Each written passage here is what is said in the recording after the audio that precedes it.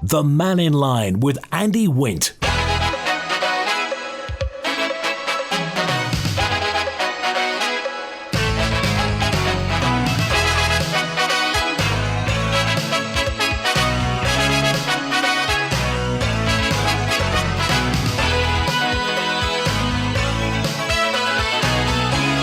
Pastor Mike, good afternoon. We're on Mannin Line, open line today through till 1 o'clock. Unconfirmed reports that the road in Onchan is now open, so we'll get that confirmed, but that's an unconfirmed report.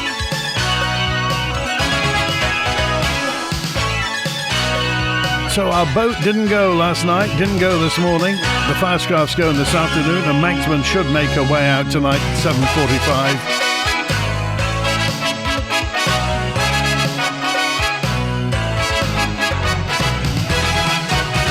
Adverse weather conditions, apparently. What do you think of the story about Ronaldsway? £120 million. Work is expected to be carried out over the next 10 years, so by 2034, Ronaldsway should be... Well, there we are, £120 million. I wonder if that's what the end figure will be. Tim Crookall was asked about the cost of the remedial and strategic actions that are identified in the airport master plan. So air traffic control, parking, terminal redevelopment, security upgrades, as well as a 10-year asset plan, whatever that is. While the draft master plan should be presented to Timble by the end of this year, the cost of the plan is expected to be circa £120 million. Work's ongoing to validate the costs, and that so far only the airfield drainage project has been progressed. So we'll see. I just wonder what you think. What would you do to improve the airport? I don't know about you, but do you remember once upon a time when when you checked in as you could turn right as you go in the terminal, there used to be a big gallery around it, didn't there? It was a big high ceiling, lovely big high ceiling with a gallery. Now all that got fenced in so that they could make more space for the officers. So you just wonder what's going to happen with it's a fine building. So we wonder, and do you think in this new plan for the airport, they'll find a few £1,000s per year not to have stickers all over the arrivals hall so that you can actually see the people coming in? Please don't tell us it's for security. It's for money. They sold advertising. So in the arrivals lounge, wouldn't that be nice to take that off? In fact, if we knew how much it would cost, wouldn't it be interesting to see if we could raise the money to pay them not to have those stickers? I've got nothing against the people who are advertising on there. They're just in business. But you can't see. The people coming in can't see out. And we can't see who's arriving. Just a thought. They could improve the airport, don't you think? Or do you prefer having the stickers there, I wonder? Let's go to the lines. Patrick's on now. Hi, Patrick. Hello. Just a question for you. As far as charitable events is concerned, what is the minimum people have to give to charity to run an event? I simply don't know, Patrick. I mean, that's... where do you find that out? I mean, to me, I've had so many different answers, 6%, 10%, 16%. I don't know what the answer is. What are you talking about? When people say that they have an event and they're raising money for charity or stuff like that? Yeah.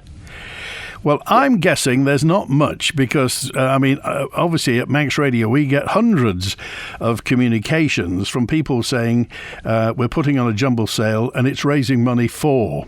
Now, and what they mean is there's a jumble sale on and there's a bucket where you can put some money in if you want.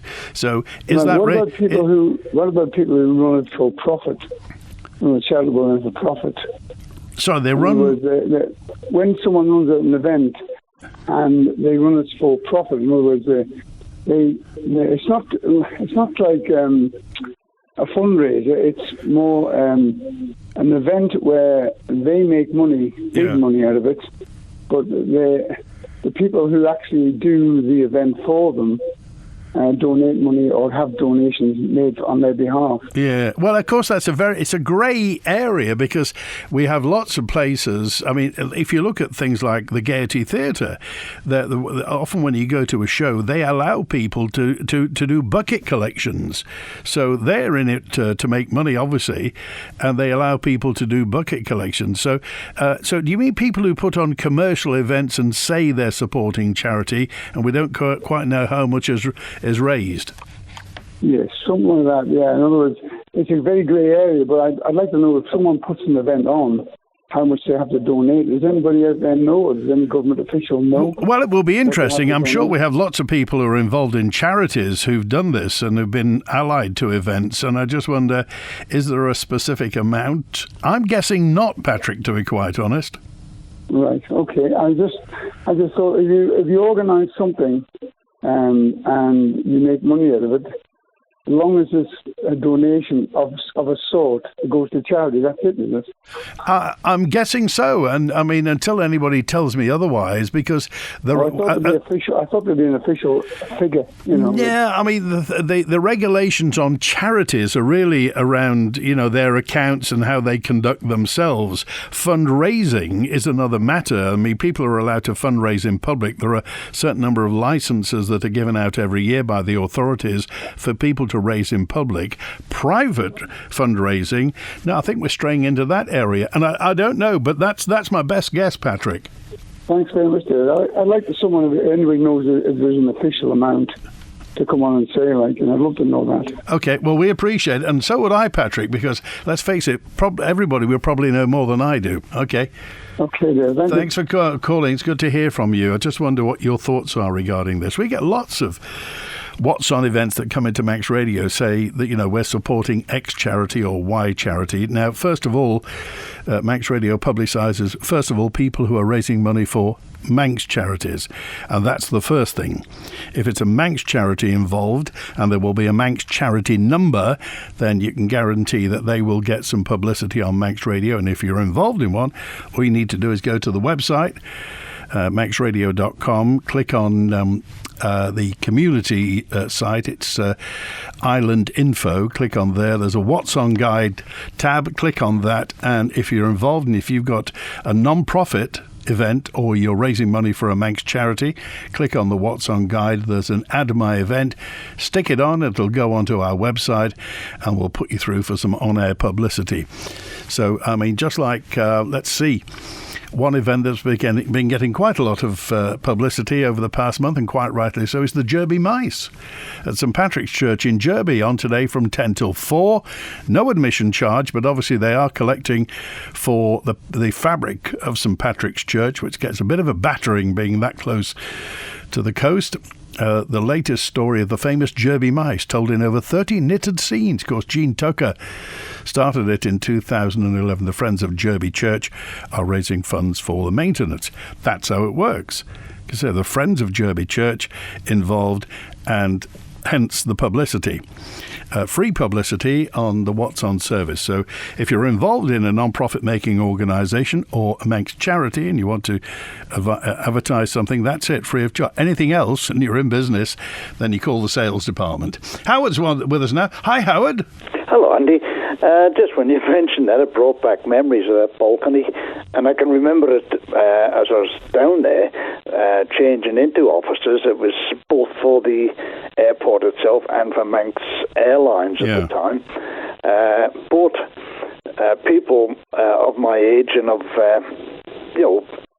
local, they would remember the seats, the large, comfortable seats that were up there with a screen in front of them, and you could watch what was going on, almost like the webcams today, or you could watch little films of what was aircraft about and everything. Because at one time, Ronaldsway was the busiest airport in Britain, believe it or not. When they had the tourist industry, there was aircraft coming in every few minutes, and of course they weren't carrying their numbers like they are today, a single aircraft.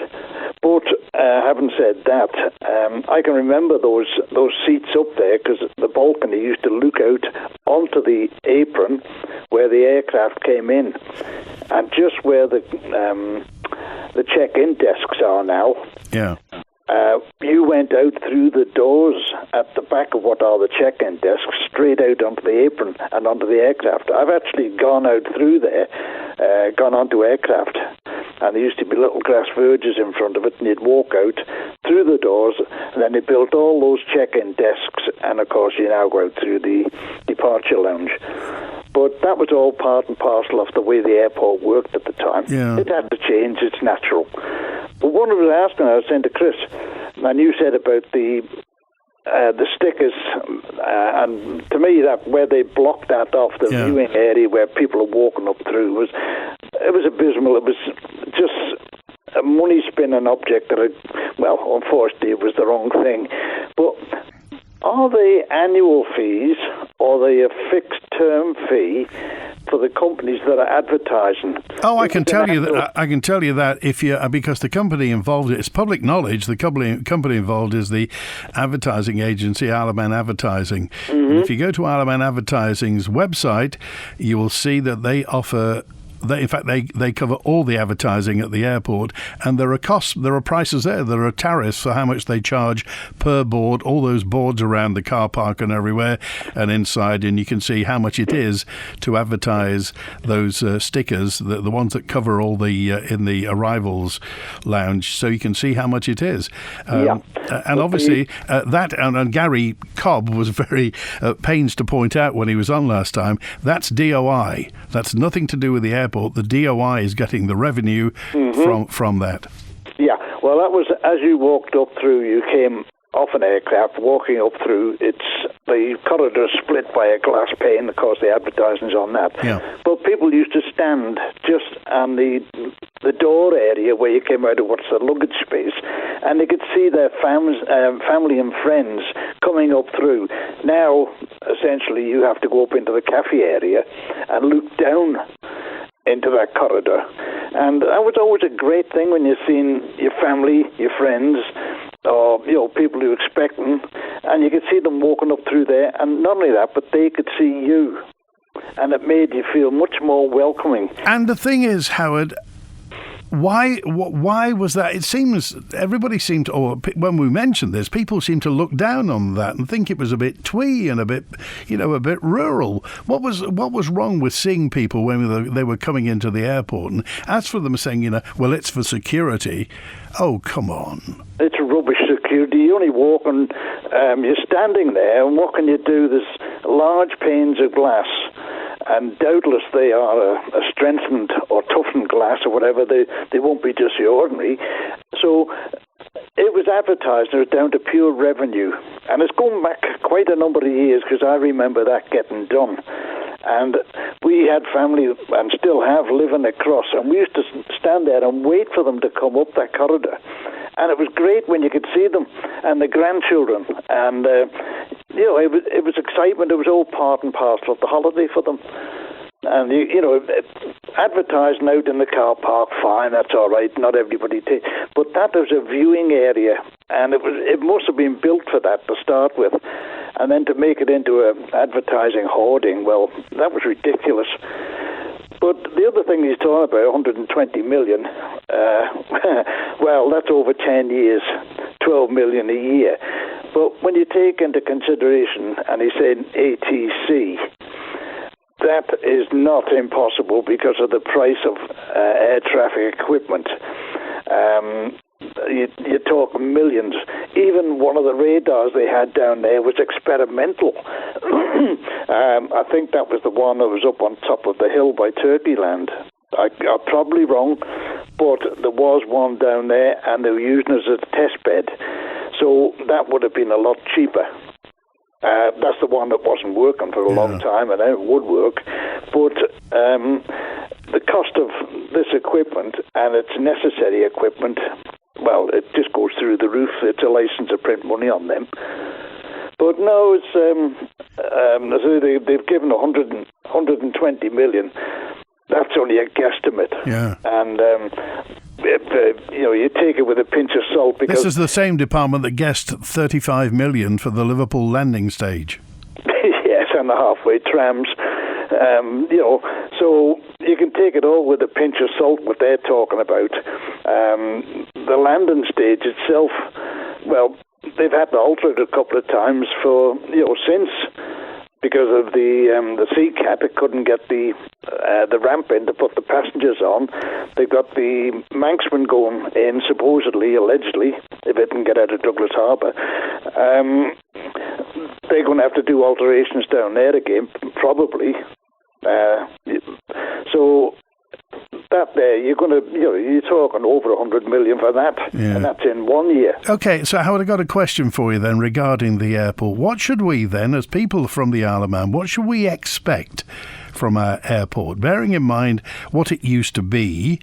Are we wrong in assuming it should be as good as it used to be? That is a question that will never be answered, simply because there was courtesy. There was they went down the road of privatisation, and of course the wages that were paid to the staff down there were all part of the DOI, luggage handlers. They got rid of the warranted security. They just decimated everything down there, and I can say it used to be like one big happy family. Nowadays, there seems to be opposition to everything that's getting done. So to go back to what it was is virtually impossible, because you have private companies vying for business and cutting down on staff, which is detrimental to the service that's being provided. And it's always the staff that get it in the neck when it's nothing to do with them. They're just doing the job. Exactly. Well, when I was down there, I used to refuel 7 aircraft in the morning. They were based here, Manx Airlines. 7 aircraft, and they would all go out. And that was only, not the whole morning, that was only the first, hour. And you weren't hanging around any. But nowadays, they're not buying the fuel here as they used to. They will top up if they need to. But we were going through tens of thousands of gallons every week. And nowadays, I don't know what they're doing because I've been retired a long time. But it's all down to, even the fueling now is done by a private company, AVF. Shell are not there anymore, haven't been for quite a number of years. The luggage is handled by a private company. The security is handled by a private company. And these are all there purely and simply to make money, and in lots of cases failing to provide a service. So we then, as the travelling public, we need to realise that the airport isn't the airport. It's basically a place with lots of different companies doing different jobs. It is, yeah. Yet they used to, as I say, I keep going back to when I was there, but we used to all work as a big team. I could drive up to an aircraft with the tanker, and I would know I could get into position. The lads who were doing the luggage, they were in the position. The chaps who were doing the maintenance on the aircraft were in their own position, and we all worked together as a team. You didn't block each other in, but I don't know what's going on down there now. But for now, I've spoken to quite a few of the chaps that work down there, and the girls, and they said they wouldn't want to go back to it, which is unfortunate because the travelling public are the important parts of the equation. And hopefully they might get that act right. I know it was going downhill just before I retired. I'd heard a lot on the people leaving the jobs, and it was one of those jobs that you didn't want to leave. Even if you walk in and you see the gardens out the front, it's a gain for the contractors. And they haven't got the interest in it. They're just in there because it's a money. Yeah. And I mentioned the other day, I was down at the Villa Marina last Saturday night, and of course I've got my eye for the gardens, having worked there. And the weeds are grown in the beds and everything. It's just, yeah, it breaks your heart. There was one big sow thistle there that was nearly as tall as a dog. That's it, as you say. I was walking by what used to be called Lord Street bus station. If you walk at the back there, the back road there, at the back of the Barbary Coast, by the Albert there, there's a weed that's taller than me. Mm-hmm. And it is soul-destroying, Howard. It is. And let's just say that's damn big sow thistle, because they're employing contractors who can put plants in and cut them with hedge trimmers. They're not gardeners. and a gardener would spot that immediately. This thing was standing up, and it was taller than any of the bushes that were there. And there's people walking around and doing these jobs, having a clue what they're doing, and getting reasonably well paid. I won't say overpaid, but reasonably well paid for it.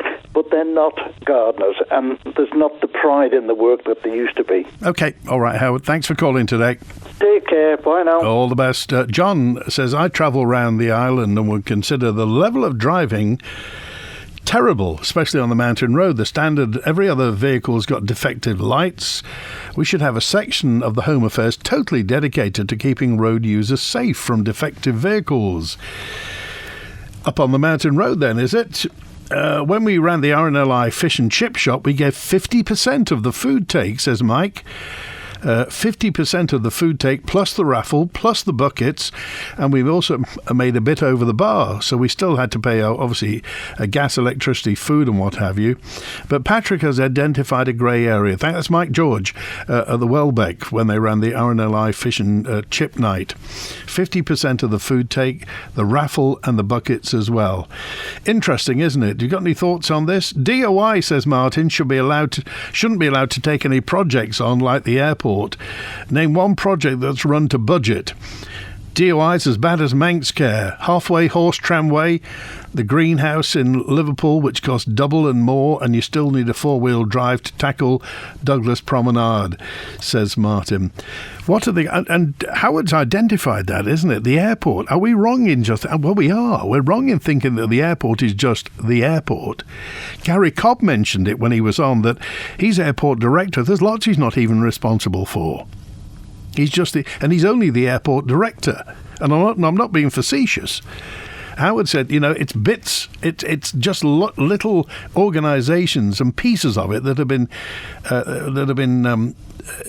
auctioned out, if you like, to.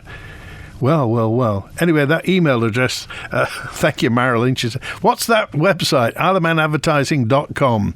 If you look on there, they're the people who sell all the advertising. Well, they sell lots of it. I think they do the sea terminal as well as the airport as well. And you'll see how much. And DOI, of course, is getting that money as well.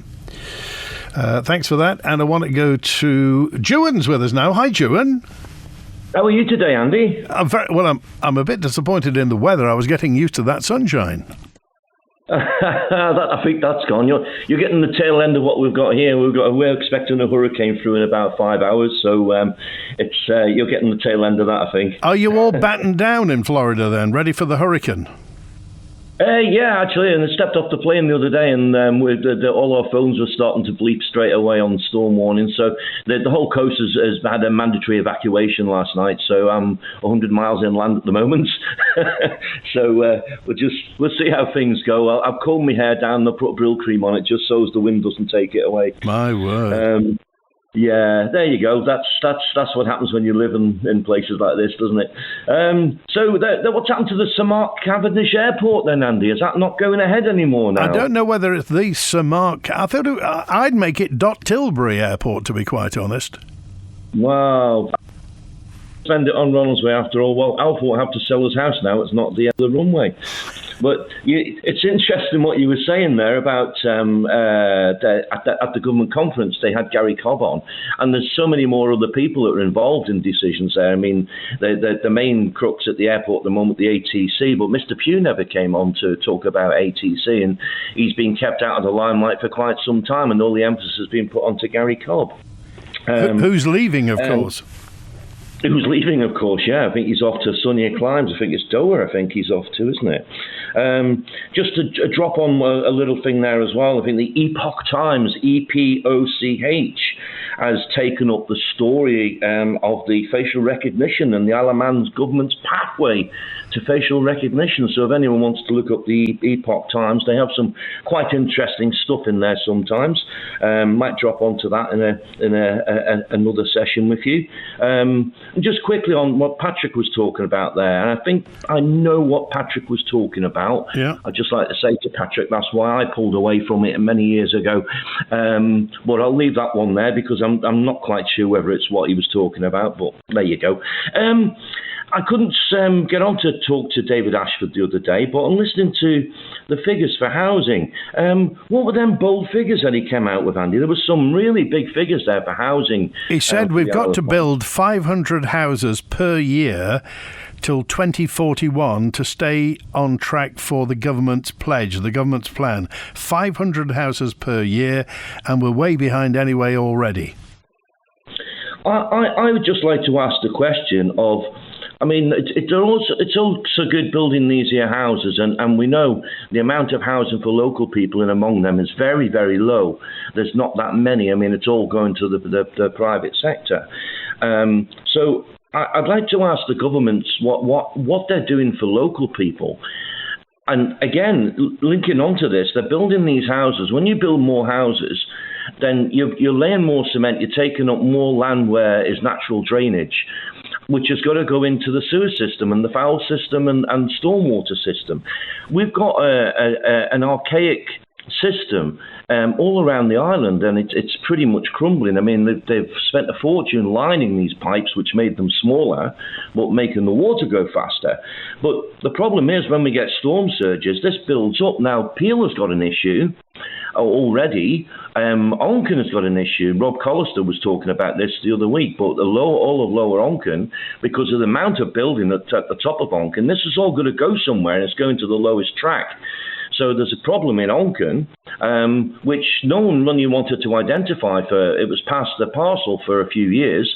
Manx Utilities, Onchan commissioners, and trying to find the plans. I went through the actual designs and plans, and it's a nightmare trying to make head nor tail of it. But I mean, do you agree with the government's pledge then? I mean, they want to increase the population of the Isle of Man, and let's face it, since the end of the war, of the Second War, no government's ever come into the Isle of Man saying it'd be a good idea if we reduce the population. Nobody's ever said that. And in fact, it was a big problem up until the 1970s, people actually leaving the Isle of Man. Inward migration is great. I mean, people complained about the Irish coming over here many years ago, so we've always had migration. I think the problem that we have now is the speed that this is happening. And I think that people are seeing the fabric of the Isle of Man changing because of the speed that the island is bringing this in. But I mean, this is not just the Isle of Man, Ewan. This is happening. I mean, look, it's happening. What about the southern border of the United States? It's happening all over Europe. Migration is happening, and it's getting quicker. I absolutely, totally agree with you, Andy. And the migration at the southern states of America is a program in itself. I mean, that is, I mean, it's crazy. But we are a small island, so we can control. This government can control, or should be able to control, who's coming in here. I did an experiment last week, put an advert in the paper for a room to let. I think it was. It went live, and within 3 hours, there was 25 inquiries for one room to let in Douglas. And most of them people, 90% of them people, were people who were either just come here or coming here. My question is, what are we doing for the local people? Where is the housing going to be for the local people? The government seems to have sidestepped that and gone crazy on bringing immigration and bringing people in here. But surely we should be looking after the infrastructure first, which is the drains, which is the sewerage, the health system, the dentistry. I mean, this doesn't seem to be a well thought out plan. It seems to be a very rushed plan to get a lot of people in here. And I mean, the people are getting restless at the moment. And I'll talk to Alf Cannon tomorrow. But this is a problem which is distinct in the island at the moment. And I said a while ago, surely the way going to this is building a brand new town with brand new infrastructure and brand new sewerage, because you're linking up all these new houses to old sewage systems. Yeah. I think the Dandara one, if I remember rightly, Andy, has had to have holding tanks put in it. This is the one at Ballasalla. No, the one at Peel. Oh, really? The one they built at Peel. That's got holding tanks. I can be proven wrong, but I think there's holding tanks there for stormwater to release it into Lower Peel gradually. Right. Now, if you're going to build another 200 houses there, I believe there's also provision being put in for that. So Peel has got a problem. Everything's running downhill. So how far do you go with this before it causes a massive problem? That's the question I'd like to ask. Okay, all right. Well, if you go outside, don't take an umbrella because you'll end up in the Gulf of Mexico. Listen, Andy, at least you'll be all right. With that hairstyle of yours, you'll have no problems. It's aerodynamic. Thank you, Juan. Aerodynamic. Take care, Andy. 24 minutes to 1. Tony's with us now. Hi, Tony. How you doing, Andy? Very well, yeah. What's on your mind? Just listening to you, and we should leave him in the States and give us early warnings of what storms are coming, so the Isle of Man steam packet can then rent the boat out as rooms instead of sailing it back and forwards, because it's really a floating hotel in Douglas Harbour now. It is a beautiful boat, though. I mean, it is a beautiful boat. Hey, I'm not criticising the boat. I think the boat's wonderful. It's just the wrong boat. You go, I mean, have we got anything back that says they can sail into Heysham Harbour? No. What are they going to do about it? And the winds are not going to get better, they're going to get worse. But for the last 5 years, we've been beaten to death with global warming, right? And the weather is going to change. And Bonzo is 100% right. It is changing, without a doubt. That doesn't mean we're going to have another ice age, but it does mean that the weather will change. And it's going to get worse. More storms, more winds. The Met Office has been telling us that, and the airport's been telling us that for 2 or 3 years now. And nobody seemed to have noticed that when they did the designs for the boat. That's not what I called for, by the way. Okay. It's just one of my pet things that, it's a good idea. We could rent the cabins out, because then we wouldn't have people lying on the street. They could get the homeless in there and give them an overnight kit. Anyway, what I called for was basically, when is the government going to put a person in that says all projects have to come to me, and there has to be a cost-saving offset in that department to pay for it? And why on earth would you pay another, 120 million, was it, or 10 million or 15 million a year to the airport so that it doesn't work? Because it doesn't work now. So why don't they fix it? I mean, what is so difficult about this? It's not working. So what do you think has gone wrong? As you say, the model used to be that, if you had, let's just say, for example, an airport, the airport's job is to make sure the planes come in and out on time, and people go on their journeys, get there and back, and the safety, all safety aspects are covered, and everybody makes a few bob in the meantime. Is it any more complicated than that? No, but we've made it more complicated by the way that they've set it up. So you should have an automatic landing system. That's the first thing. We used to have one, and we got rid of that when we did the airport upgrade and lengthened the runway for something we didn't need, and built a control tower that would be ideal in Heathrow, but probably a little bit too big for the Isle of Man. I mean, that control tower is big enough to go to any of the main airports in the UK. Most of them don't have control towers that side. So we've spent a fortune to achieve what? A longer runway, which we can't use because air traffic control hasn't been properly staffed in the time frames. We've got people there who could be converted over to be air traffic controllers, but we haven't done that. I mean, it's just obvious to me that there's poor management. And I'm not blaming the existing management, I'm blaming the history of one person in charge after another that doesn't get the job done, and then eventually they leave and leave somebody else to try and fix it. Now, that's a very important point, Tony, as you say, because it's all too easy to hammer the people who are in charge and or the people who are on the ground. But the fact is, there's a higher level of management. There's a strategy behind all this, and it might be nice to know who decided what that strategy was. Sure as anything, it's not the current managers. It was years ago. It's a government. It's successive governments in the Isle of Man have gone for, let's bring somebody in to tell us what to do. I mean, you go to, okay, you want 5,000 more people here as income. Where did that come from? Alf Cannon didn't sit there one night and have a brainwave. He went out and asked KPMG. Now, forgive me, but KPMG is not the ideal person to ask a question like that of. Not for the Isle of Man for 80,000 people. They just wasted a load of money. Anybody could have told them, you can bring more people in, but what are you going to do with them? Where are you going to put them? And how are you going to look after them?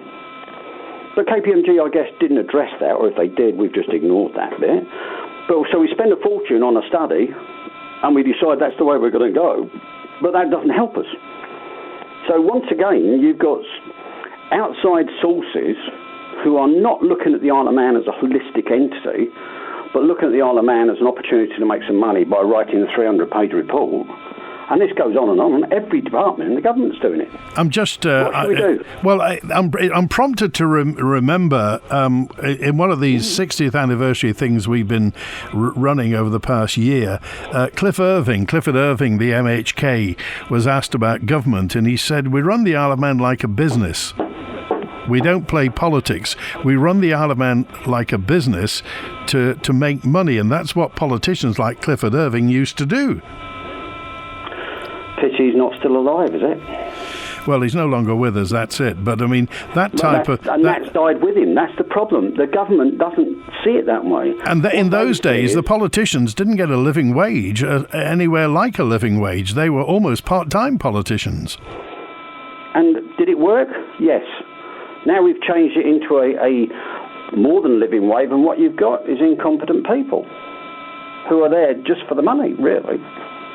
I'm not being funny. There are very good politicians out there, but there's very few of them. David Ashford, I would say, yes, I really like what he says a lot of the time. Doesn't mean I agree with him all the time, but I like what he says. As far as the rest of them are concerned, I don't think they could stand in anywhere in the UK and get away with it. And if you think about it, we are overmanaged with people in charge of things, because 80,000 people doesn't need the amount of people who are running this place. I don't believe. We're a small town, effectively. We should have a council, and not a city council like Douglas, who are all politicians.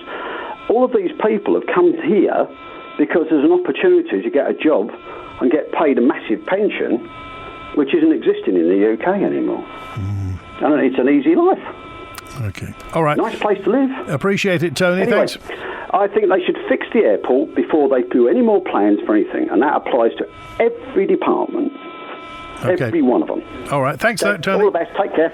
17 minutes to 1. Will this £120 million for the airport mean it'll be functional in fog? Says Texter 068. And here's G, who said Liverpool's looking at constructing a barrage across the Mersey. I saw that on Northwest Tonight. A barrage across the Mersey for green electricity. Given our government, it's bound to impact the new terminal. Whereabouts is it? The rest of the island is building sea defences, and yet at the airport, which is coastal, they're spending money on drainage. Also, any project that takes 10 years to complete cannot by definition be state-of-the-art, says 109. It's a good job it's only taxpayers' money. Now, 844 brings something to my attention. If you're in Onchan, open your eyes. Mr. Moore dropped me a note. I was walking over Onchan Golf Course last night. I spotted 2 wallabies. Tried to call the MSPCA, not sure if they got to them, but I know they said they were warning that the wallabies were out of control because the wallabies have got to Onchan. Marauding wallabies. Keep your eye out. Thank you, Mr. Moore. 844. Why is there not an information screen at the sea terminal? I've been to collect people for the boat with no clue of the ETA except for messages from them. The screen would also give other relevant information, but there doesn't seem to be anything, although there are TV screens in the lounge. Maybe I've missed something, says H. There isn't, I don't think there is. Well, maybe that's an opportunity. Actually, if Isle of Man Advertising is listen, you could stick an ETA board up there and sell a few adverts on it. In the meantime, just an idea. My wife and I, says Phil in Onchan, will arrive back at Ronaldsway after a break from Belfast. Heard other passengers walking across the tarmac saying it was their first visit to the Isle of Man and looking forward to it. Waiting in baggage reclaim for 10 minutes, then the conveyor started running for a couple of minutes, then stopped. Wait another 10 minutes, conveyor started running for a couple of minutes, then stopped. After another 10 minutes, the second conveyor started running, and eventually our bags came off. At one time, was there anyone from the airport to say what was happening? At no time there was nobody from the airport to say what was happening, says Phil. What about that for a welcome for our first-time visitors? And you feel such a fool if you have to explain it to them, don't you? Hi, I'm John McGuinness, just wishing Manx Radio a happy 60th birthday. fabulous range of watches, gifts and jewellery at Ramsey Art Gallery, with top brand watches from Blover, Citizen Eco Drive and Storm to Acurus, Seconda and Timex. Plus, all watch purchases come with free lifetime watch bracelet adjustment service. There's stunning gold and silver jewellery, gifts for all occasions, and of course a fabulous gallery of limited edition prints and original artworks. Find all this and more at Ramsey Art Gallery, Jewellers and Engravers, opposite Ramsey RNLI shop. Spectrum Windows. If your house needs a new look and your windows let in rain, keep those cold breezes out and make it look like new again. Spectrum Windows, Spectrum Windows. Quality through and through. Great work guaranteed to you. Spectrum Windows, Spectrum Windows. Spectrum Windows. Lost in Music is coming to Villa Marina. The original disco show will take you on an electrifying journey through the sensational 70s, featuring a world-class band and dazzling vocals that will transport you straight to the heart of disco fever. Get ready to relive timeless hits from icons like Donna Summer, Gloria Gaynor, Earth, Wind and Fire, Sister Sledge and Chic, losing yourself in the music and leaving your worries behind. Don't miss out on the feel-good show of the year coming to Villa Marina on Saturday the 5th of October. Book online at villagaiety.com, call 600 555 or in person at the Villa Marina or the Welcome Centre. Coming up, we have another winning weekend here on Manx Radio. And this time, we're giving you the chance to win £200 to spend at 1886 Bar and Cocktail Lounge, courtesy of Tell Skips. All you have to do is listen out for the winning question, which we'll ask on air right across the weekend. And once you've heard it, text your answer to 166 177. So whether you're tackling a major construction project or just doing a bit of home decluttering, Tells is the go-to company for skips for both commercial and domestic use. Make this your winning weekend with Tell Skips and your nation station, Manx Radio. The Mannin Line with Andy Wint. Bonzo's on now. Hi, Bonzo. Hi, yes. Listening to Tony talking, and others talking about the sort of size of the Isle of Man government and how it stops things actually happening, and how how Tony was saying that we are the size of an area that's usually served by a sort of district council in the UK, and so we ought to have staffing that looks rather more like a district council in the UK rather than that which we have. I used to use the example of Warwick District Council because that's where I used to live across. But I think it's a bit bigger now, Warwick, so it's about 120,000 people rather than the 85 here. But the key difference is that, yes, we have all those kind of things that a district council does, but we're also a nation. Yeah? So we have things like a treasury. Warwick District Council might have its finance office, but it doesn't have a fully blown treasury that raises loads of taxes and spends them on lots of things. Yes, district councils are probably better at mending the roads than we are, but district councils don't tend to operate seaports and airports. Also, district councils don't tend to operate companies' registries, which have to be and stuff, and then have to be regulated by a financial supervision authority, which then finance a large offshore finance industry. Doesn't need a gaming regulator. The district council doesn't need a gaming regulator to regulate the e-gaming industry. So you do have to have more people who you might term as civil servants, in our situation. And also, of course, we classify people as civil servants in a wider way. So to just say, there are lots and lots of civil servants, and what we should do is that we should cull them all and have a staffing like a district council, and that really doesn't appreciate the problem. Obviously, basically times are tough, Bonzo. So whenever times are tough, when there was lots of money around 25 odd years ago, when we couldn't stop building everything, nobody really bothered about how much stuff used to cost or how many people were working. But things have shrunk. The world economy since 2008, since 9/11, everything changed then, the banking crash and what have you. And we aren't as flush as we used to be. I was looking at our Moody's rating yesterday, preparing for the Chief Minister tomorrow, and it's very healthy. Compared to lots of other places, we are absolutely fine. But on the Isle of Man, things come under the microscope, and we see when things don't work, Bonzo. When things that used to work now don't work, and so people will be critical. Well, yes, and they've every right to be, but that then goes back to the fundamental, which I keep repeating, about the welfare state and how we have a fiscal system whereby the greater part of the population essentially subsidises the wealthy, and the government itself refuses to take, on principle, in order to give the wealthy more money, an adequate proportion of what the Isle of Man produces as GDP in tax. I mean, looking at some of the figures which are coming out about the 5-year plan and the rating of reserves over the 5-year plan, you look at that and they're talking about government revenues about 1.2, 1.3 billion, but gross domestic product, I think, is over 5 billion now. If you did some sums, and weighting it about sort of comparing how big the public sector is in the UK to here. Yes, of course it is bigger because it has to buy aircraft carriers and operate an army and all sorts of other things.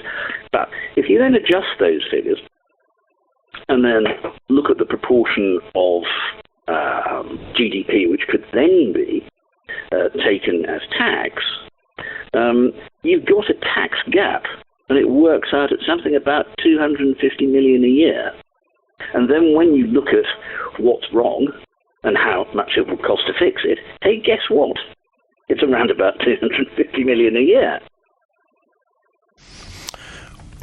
So that is a conscious choice by Alf and his predecessors, that low tax for the rich is an absolute sacred cow. Now, we can still maintain tax competitiveness with the UK, or a degree of tax competitiveness with the UK, because taxes are going to go up over there. But we can afford to actually tax a bit more so that the roads don't have potholes, so that the wealthy don't have to spend 4,000 quid every time they take their Ferrari out because it breaks all the shocks. All right, okay. Appreciate it, Bonzo. Thanks for calling today. Okay then. Cheers. Bye. 6 minutes before 1 on Manx Radio. We had lots of messages yesterday about Isle of Man Bank. So I found out, thank you for the person who sent me in, the complaints specialist and the complaints team. If you want to get in touch with them, they're at 2 Athol Street in Douglas, IM 99 1am. They're the retail and commercial banking, RBS International, trading as NatWest International and Isle of Man Bank. If you want to telephone, they're 282209. Guess what? 01534 Jersey. But and there's an email, Tony-Marie.bollen at natwestint.com. Tony, Toni-Marie.bollen, Bollen at natwestint.com. But if you want to complain about treatment you received or them threatening to close down your Isle of Man bank account or NatWest bank account or RBS International bank account, you need to address it to the Retail and Commercial Banking team at 2 Athol Street in Douglas. Also, I made a mistake yesterday talking about Jersey. I said Jersey was 13 times smaller than us. It's not. Jersey is, I think, about 5 times smaller than us. We're 222 square miles with a population of 84,069. They are 46.2 square miles with a population of 103,267 at the last census, meaning their population per square mile is 2,235.2. Now, if you extrapolate that to our 222 square miles, our population will be 496,216. So to get the same population density as Jersey, we've been basically 500,000. So I just want to straighten that out. And a quick mention also to our friends, talking of plug-in stuff, the Derby Fruit and Flower Show is on this coming Saturday, and they're looking for enthusiastic volunteers to support and help run the event. The Derby Fruit and Flower Show. Yasmin Cowell would like to hear from you. You can go to the committee Facebook page, and it's on Derby Parish Hall this coming Saturday. They'd love to see you there. Opens at 1 o'clock. Children go free. Adults are £1 for the Derby Fruit and Flower Show. But as I say, if you can help, they'd love to hear from you. Lots of messages in today about, I probably will call them unscrupulous. There was a retail owner here, used to run numerous events previously and call them charity events, says Steve, when it was revealed that he was actually taking the majority of the profit for himself and then making a donation to charity. He suddenly stopped doing the events and hasn't done since. Well, yeah, I do think we've hit on a grey area as to what is a charity event. Is it an event that is run specially for charity, and if you like, the costs of running the event will be taken out and everything given to charity? Or is it an event which makes a donation to charity? And if you can give me a bit more information, I'd appreciate it. Special guest on Mannin Line tomorrow. The Chief Minister's on, Alfred Cannon, MHK. Now, if you want to get in touch tomorrow, take your chances by text, call, email and WhatsApp, or if you want to get a message in beforehand, the answer phone is 682-631. We'll take them and play them in the show tomorrow. Or you can email manninline@manxradio.com. Chief Minister Alfred Cannon on Mannin Line tomorrow. That's it for today. Thanks to Chris Quirk on the phone. Stick around for Tom Kane. Enjoy the rest of your Thursday and stay dry. WINT